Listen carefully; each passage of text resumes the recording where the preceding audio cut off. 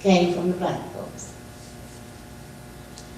Amerson is the color of that camera there. And I'm just going to have to be frank and honest, because we need to know, young people, that in our own community, in our own culture, we had been so traumatized by racism and internalized that we had a little saying: if you're white, you're right; if you're yellow, you're mellow; if you're brown, stick around; if you're black, stay back. And Lucius was black, ebony in skin color. And we had to fight the middle class, uppity Negroes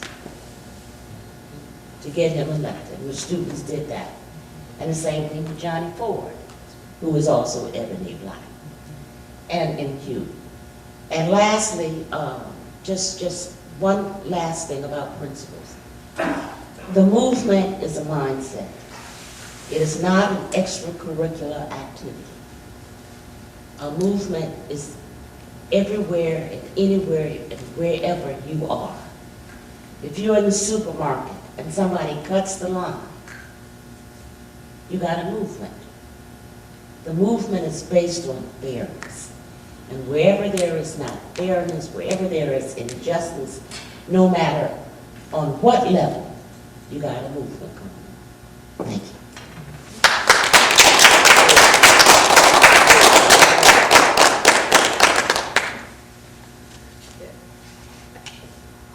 Now we're going to have our next panelist, Mrs. Della Bryant, former president of the Montgomery chapter for the National Association for the Advancement of Colored People.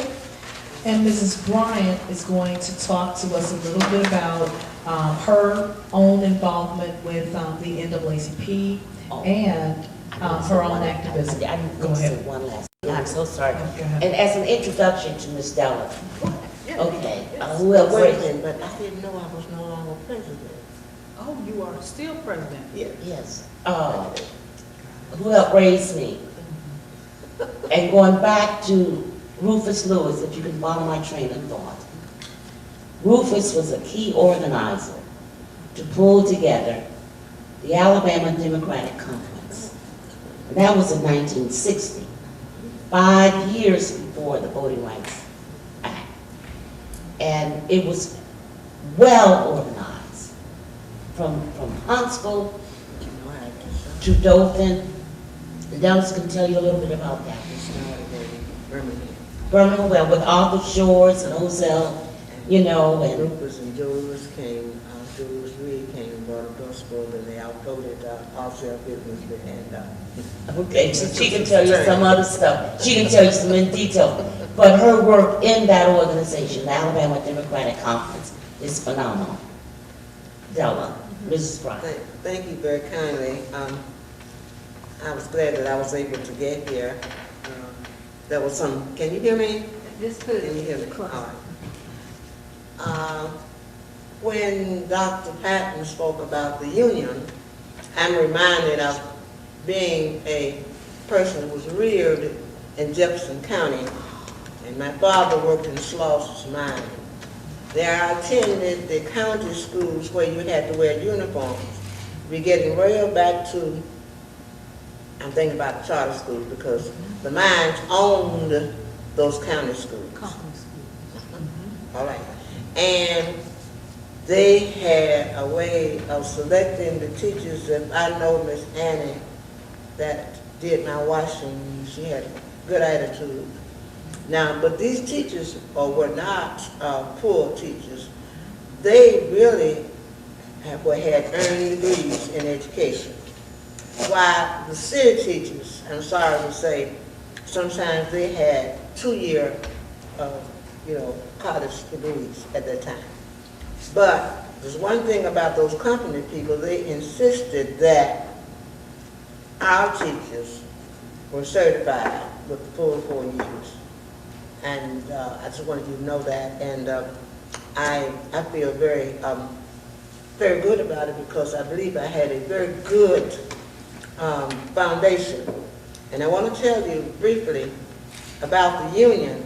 When I could hear my father and his brothers, 4 of them, three of them worked in the mines, talking about the union. And that's when I understood one thing they had.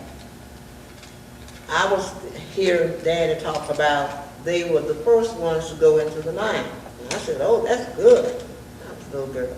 He said, yeah, Biggin, they called me Biggin, but we're the last ones to come out if that should be a slide or something. Yeah. The reason I thought it was good because without public transportation, you called the streetcars in those days. You didn't have those buses. So you would get on into the streetcar, put your money into the container, then walk back. No, you don't walk down there.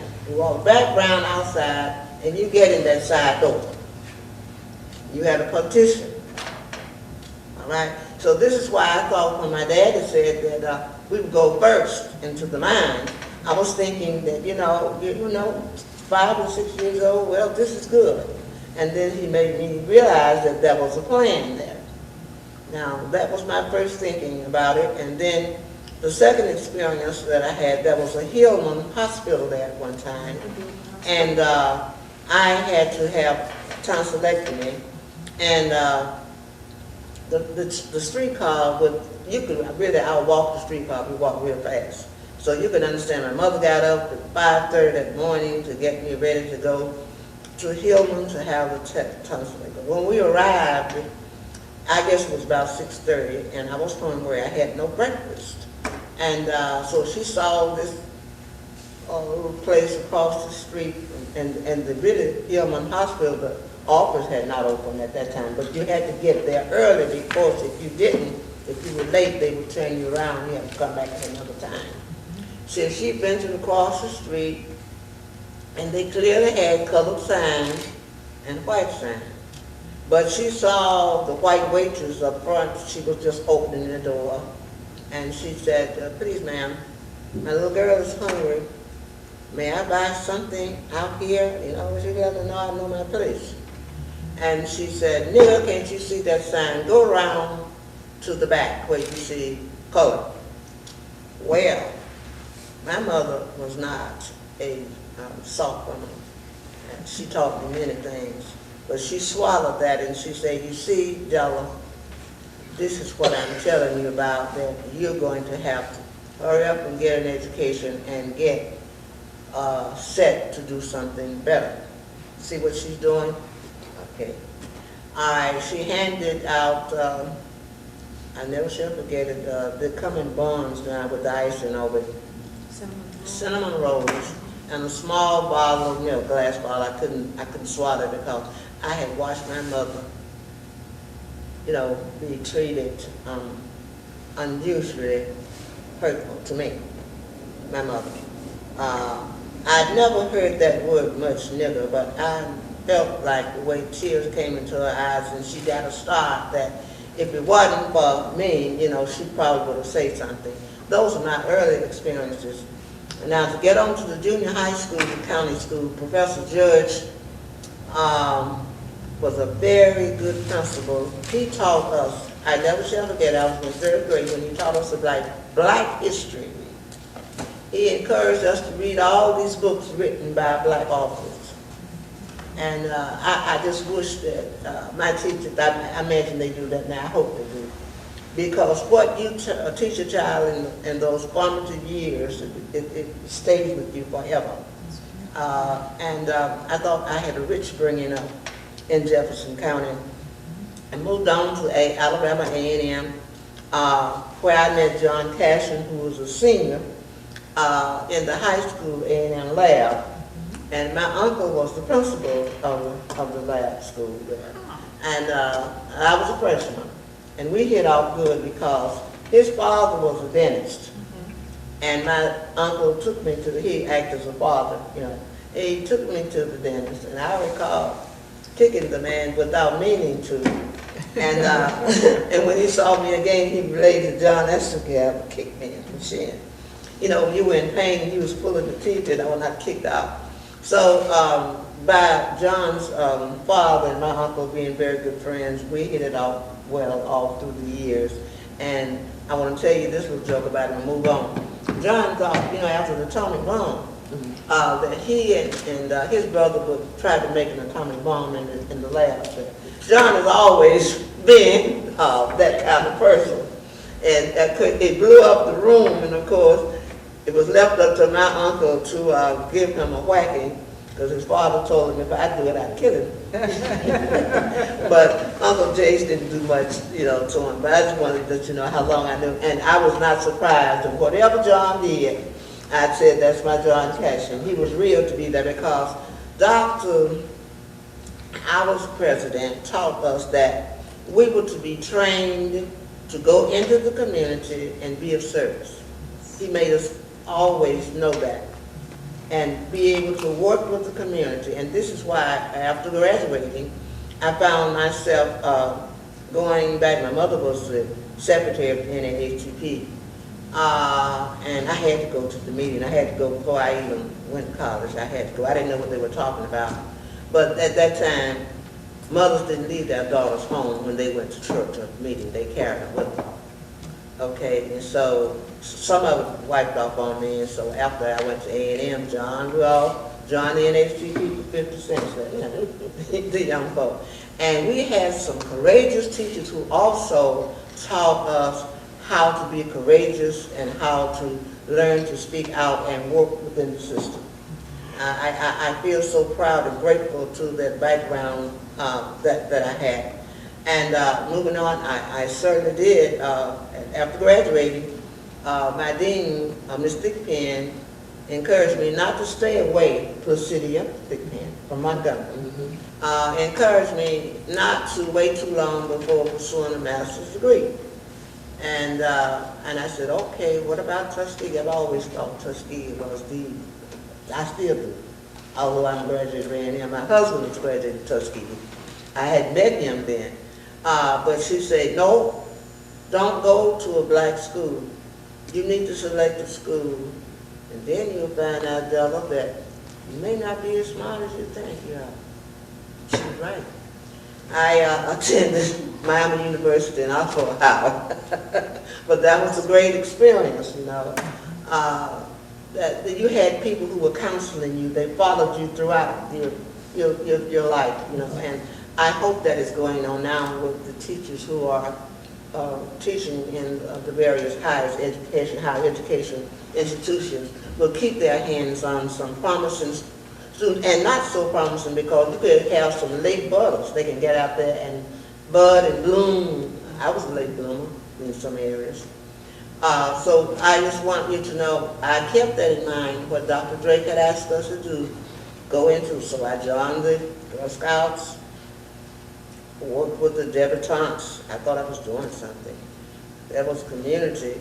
But one summer, while matriculating at Miami University, this psychologist professor asked me, what are you doing with your people?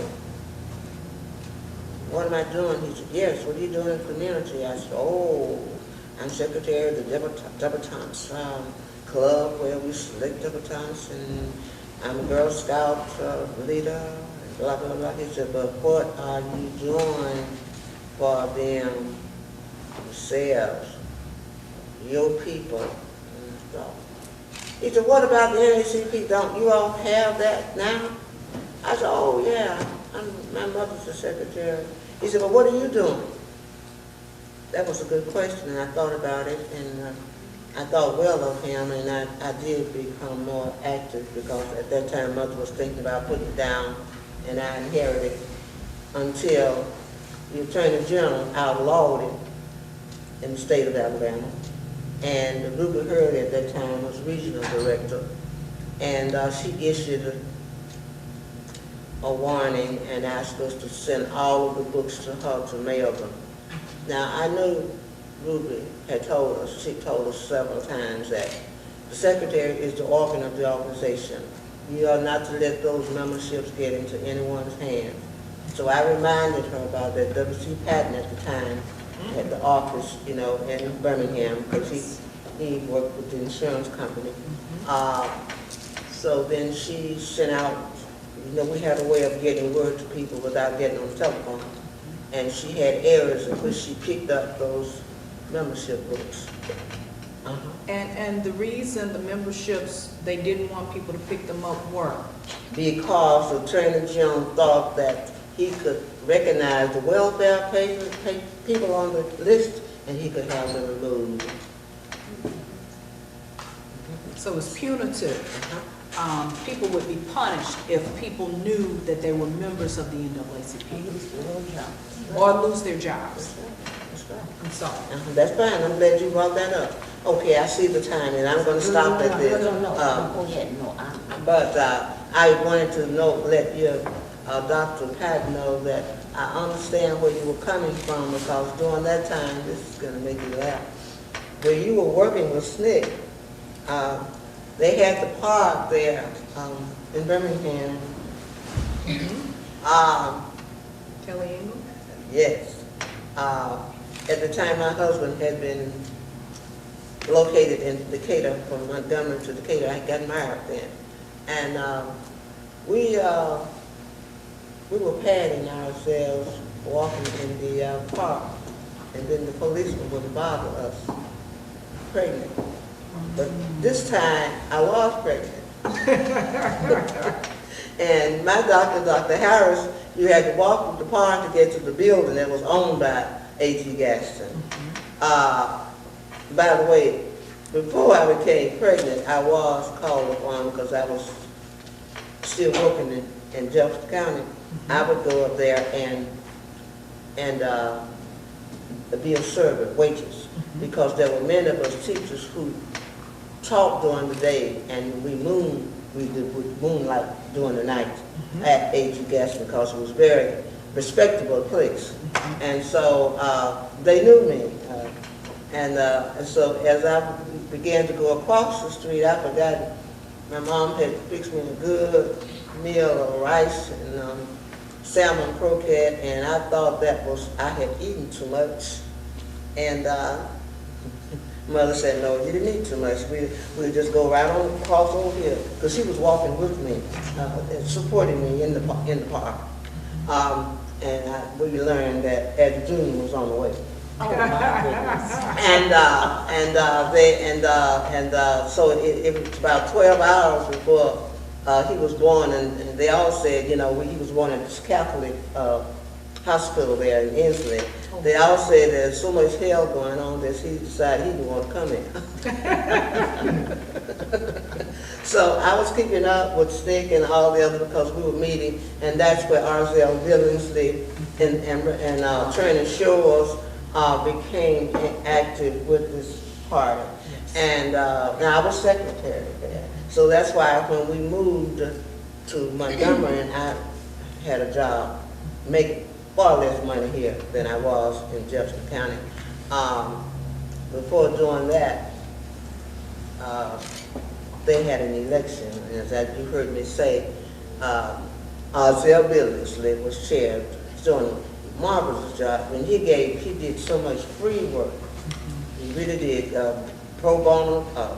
But anyway, there was this bus that came up from Montgomery, filled with people, and W.C. Patton was not, you know, looking for it. I don't think R.Z.L. was either, because he and John Cash were very good friends.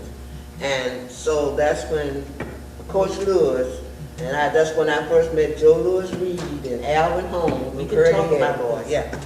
They were there because, you know, I'm here in Birmingham, you know, and I just hated it. But my husband told me, we were in, you know, Birmingham, Montgomery, and I was commuting on weekends.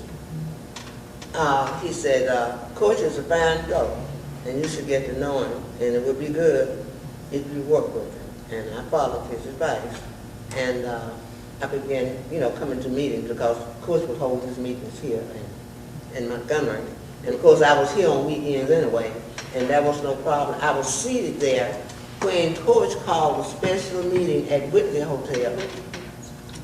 He announced that John Cashin was giving him what for, and he said, I don't think I can handle this any longer. And Joe Louis Reed was sitting at his right, and they had agreed that Joe would become president. He was parliamentarian at the time. I'm gonna, President, because So in the that- interest of, Go ahead, go on. in the interest of time, we're going to go ahead and I'm gonna open stop. up the floor for questions, because, I mean, this, this is wonderful. This is actually, you know, Alabama political history, again. And as you can see, as I mentioned earlier, you know, African-American women have been front and center the entire time. You know, Dr. Patton actually starts, you know, very early in the process and takes us up through the Black Power movement. And Mrs. Bryant just came right in on cue and talked about some of the other organizing that was happening. I'm very familiar with the Birmingham, the history of Birmingham and the movement in Birmingham, because I lived there for some years and did study there. But they both seem to piggyback, and you see that no one movement in any one place acted in a vacuum, that they were all connected, that they all knew each other, because they were all working for the exact same thing. They were working for African Americans, full freedom, full voting rights for African Americans in Alabama. Okay, so I'm opening up the floor for questions. Before you do that, Yes, ma'am. allow me please just to do this very quickly. They need to know this. I was appointed, I guess you might call it advisor for the future voters, not the NAACP, because we were out, you know, outlawed. And so, 1956. so I was appointed by W.C. Patton to be the state advisor for, okay, so we had our meetings too, when they had theirs, and that's when we started to working on getting youth to be able to vote at age 18, because you know it was 21, and we played a big part in that. Then later on, years later, I became state advisor for NAACP. They didn't need this then, no, I guess. But I want you to know this, out of this group, two things. When Jimmy Carter ran for president, 76, District 7, Della was blessed with giving the highest number of votes for men and women. And I attended the delegation. I had her blessings. And I piggybacked on that, and I was encouraged by the Now Women's Organization to run for, be a member of the State Democratic Committee, because you had one black woman on there, but she was appointed by George Waters. But Della was elected by the people. I just want to get that in. It's important for it.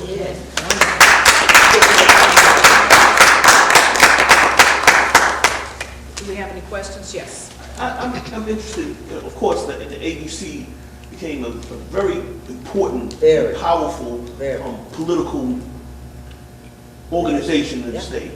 But this transition between Rufus Lewis and Joe Reed, could you talk in some detail about that?